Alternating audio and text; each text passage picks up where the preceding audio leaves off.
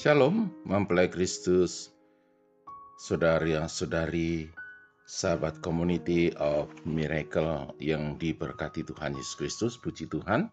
Pagi hari ini kita bertemu kembali di dalam perenungan firman di pagi hari ini. Baiklah, sebelum kita masuk dalam perenungan firman Tuhan, mari kita akan berdoa terlebih dahulu. Bapa terkasih, dalam nama Tuhan Yesus Kristus, sungguh kami mengucap syukur untuk kasih setia dan anugerah Tuhan yang begitu luar biasa dalam kehidupan kami. Hingga kami ada sampai saat ini, Tuhan, itu semua oleh karena kemurahan-Mu. Bukan karena kekuatan kami, bukan karena gagah kami, Tuhan, tapi semata-mata oleh karena kasih karunia-Mu. Dan kami mengucap syukur sepanjang kawal malam Tuhan sudah memberkati istirahat kami, sehingga pagi ini kami bangun dengan kekuatan yang baru, dengan kesehatan yang baru, dengan sukacita yang baru, karena kami selalu percaya bahwa rahmat-Mu itu selalu baru setiap hari. Sebelum kami melakukan segala aktivitas kami rindu Tuhan untuk kami merenungkan kebenaran firman-Mu yang menjadi pelita bagi kaki kami, terang bagi jalan-jalan kami. Bahkan di dalam firman-Mu, di Mazmur 119 ayat 130, firman-Mu bila tersingkap itu memberi pengertian.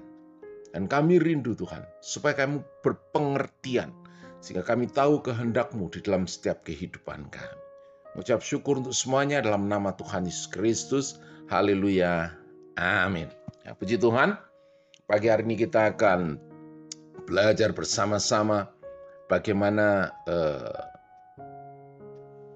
posisi Yesus ketika Dia datang di dunia. Ya. Nah, pagi hari ini akan saya beri judul, ya, melayani atau dilayani. Melayani atau dilayani, ya, karena kita tahu di Community of Miracle ini banyak sekali hamba-hamba Tuhan. Mari kita merefleksi hidup ini. Apakah kita melayani atau kita dilayani? Nah, nanti kita akan melihat, ya, bagaimana keteladanan Yesus yang harusnya menjadi contoh, yang harusnya menjadi senter dalam kehidupan kita, ya, menjadi kaca, menjadi kiblat bagi pelayanan-pelayanan kita sebagai hamba-hamba Tuhan. Nah, di dalam Markus pasal 10 ayat 45, karena anak manusia juga datang bukan untuk dilayani, melainkan untuk melayani dan untuk memberikan nyawanya menjadi tebusan bagi banyak orang. Sekali lagi, Markus 10 ayat 45. Karena anak manusia juga datang bukan untuk dilayani, melainkan untuk melayani dan untuk memberikan nyawanya menjadi tebusan bagi banyak orang. Kita tahu bahwa kedatangan Yesus ke muka bumi ini dengan misi penyelamatan manusia, yang merupakan karya yang teragung, ya, dari Tuhan bagi kita sebagai orang-orang yang saat ini mempunyai satu pengharapan, yaitu keselamatan kekal. Dia yang adalah Allah dalam wujud manusia mau datang ke dunia. Untuk apa? Melayani manusia. Karena kita tahu di dalam perjalanan kehidupan manusia banyak sekali hal-hal dosa, dan Tuhan sudah mengirimkan berbagai nabi, berbagai hakim, dan tidak, bahkan aturan-aturan yang sudah tidak bisa, ya, untuk menebus dosa manusia. Nah, kemudian Allah dengan penuh kasih-Nya, Dia mengutus anaknya yang tunggal, yaitu Tuhan kita Yesus Kristus, untuk menyampaikan bahwa Yesus menyampaikan bahwa Ia memberikan nyawanya menjadi tebusan bagi orang. Ini sebuah keteladanan yang luar biasa. Ia memberikan nyawanya sebagai tebusan supaya kita yang seharusnya mengalami kebinasaan akhirnya mengalami kehidupan kekal. Bahkan kita tidak melihat kejadian kelahirannya. Yesus hanya lahir dalam sebuah kandang. Ia lahir bukan tempat yang mewah. Namun kesederhanaan itu justru Yesus mau menunjukkan kasih-Nya yang besar bagi manusia. Apakah kita hari ini hidup untuk dilayani atau kita mau melayani sama kita? Ini menjadi perenungan bagi setiap kita secara pribadi. Ya. Dan kita bisa melihat di dalam hal-hal yang di firman-firman yang lain. Di Filipi 2 ayat 6. Yang walaupun dalam rupa Allah tidak menganggap kesetaraan dengan Allah itu sebagai milik yang harus dipertahankan. Tuhan Yesus tidak mempertahankan haknya. Dalam proses menjalani kehidupan ini ada yang namanya hak dan kewajiban. Hak berbicara mengenai apa yang harusnya dia dapatkan. Namun kewajiban itu berbicara mengenai sebuah hal yang seharusnya kita lakukan. Dan ini menjadi perenungan kita. Apakah kita sering sekali menuntut hak dibandingkan menjalankan kewajiban? Banyak kita sangat mudah untuk jatuh dalam posisi di mana kita menuntut hak. Merasa ada sebuah perasaan yang ketidakadilan yang kita terima sehingga kita merasa menjadi pribadi dalam posisi yang dirugikan. Lalu bagaimana dengan Yesus ajarkan? Dalam keteladanan kehidupannya kita melihat bahwa Yesus sebagai anak Allah tidak menganggap kesetaraan dengan Allah itu sebagai hak milik yang harus dipertahankan. Ini sebuah hal yang sangat luar biasa. Justru ia menanggalkan itu untuk hidup bersama-sama dengan manusia sebagai ciptaannya. Ketika kita belajar untuk melepaskan hak kita, maka sebenarnya kita sedang mengalahkan keegoisan kita.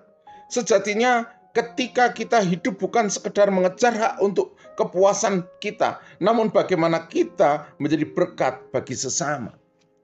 Dan hal yang kedua, bagaimana Yesus itu mengosongkan dirinya di dalam Filipi 2 ayat 7. Melainkan telah mengosongkan dirinya sendiri dan mengambil rupa seorang hamba dan menjadi sama dengan manusia. Dalam hal ini kita melihat bahwa Paulus mengajarkan kepada jemaat Filipi bahwa Yesus yang naturnya adalah Tuhan. Dia tidak menganggap kesetaraan dengan Bapa sebagai sesuatu yang harus dipertahankan. Malah Yesus membuat dirinya menjadi bukan siapa-siapa. Yesus menunjukkan bahwa ia tidak menggunakan keilahiannya untuk keuntungannya sendiri. Yesus justru menanggalkan semua untuk menjadi sama seperti manusia. Bahkan bukan hanya sebagai manusia, ia juga mengambil rupa sebagai seorang hamba.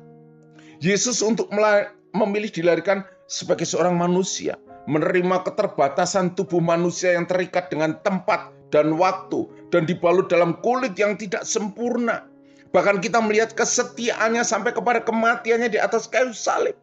Sebuah keteladanan yang sangat luar biasa. Seringkali ketika kita memiliki harta sedikit atau posisi kita sudah berbangga, ya, malah salah di dalam menggunakannya. Kita merasa lebih hebat dari apa yang lainnya. Yesus mengajarkan supaya kita tetap merendahkan diri. Di dalam Filipi 2 ayat 8. Dan dalam keadaannya sebagai manusia telah merendahkan dirinya dan taat sampai mati, bahkan sampai mati di atas kayu salib. Yang ketiga, keteladanan Yesus yang dia berikan, bagaimana ia merendahkan diri.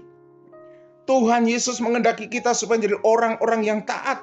Namun ketaatan yang Tuhan mau bukan ketaatan yang sementara, melainkan taat secara utuh dalam segala keadaan.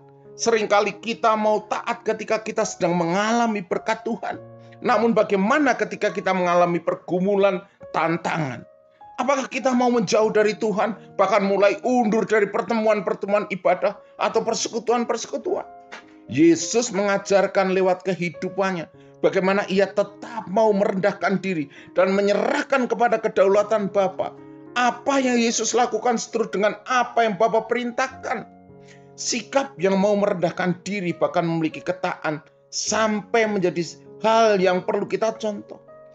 Apakah kita saat ini telah menjadi pribadi yang meninggikan diri atau kita mau menjadi pribadi yang merendahkan diri dan memiliki ketaatan sebab Yesus sebagai otoritas kita?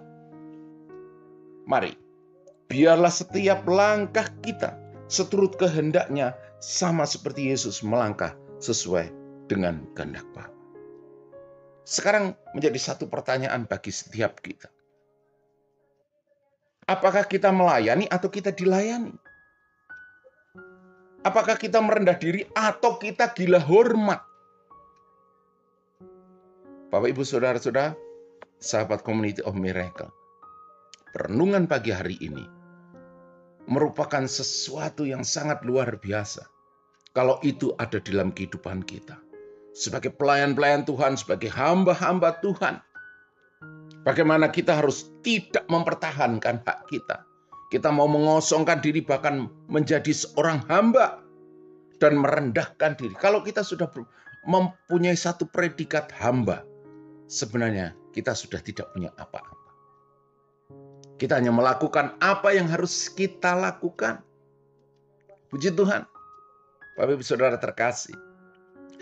Kalau firman pagi ini datang kepada setiap kita, mari kita merenungkan kembali, melihat keberadaan diri kita saat ini. Mari belajar dari teladan-teladan Yesus. Dan saya yakin percaya, kita diberi kemampuan, diberi kesanggupan oleh kuasa Roh Kudus yang ada di dalam kehidupan saya dan saudara. Amin, puji Tuhan. Mari kita akan berdoa. Bapa terkasih, kami mengucap syukur untuk kebenaran firman-Mu pagi hari ini. Kami percaya Tuhan, ini merupakan satu hal yang sangat luar biasa yang bisa kami nikmati. Karena Engkau begitu mengasihi kami. Engkau yang memampukan kami untuk meneladani kehidupan-Mu Tuhan. Teristimewa di dalam Community of Miracle ini, di mana Tuhan kami boleh menjadi satu komunitas yang tetap memuliakan Engkau, tetap meninggikan Engkau, bahkan menyebarkan kebenaran-kebenaran firman-Mu menjadi terang di masa-masa kegelapan di dunia ini Tuhan. Berkati pengurus Community of Miracle dari ketua umum, pengurus-pengurus yang ada, ketua-ketua bidang yang ada Tuhan. Engkau memberkati setiap visi misi yang ada. Engkau memberkati pelayanan-pelayanan yang ada. Engkau memberkati hamba-hamba Tuhan yang ada. Kami mengucap syukur untuk semuanya. Hanya di dalam nama Tuhan Yesus Kristus kami berdoa dan mengucap syukur. Haleluya. Amin. Shalom. Selamat beraktivitas. Tuhan Yesus memberkati.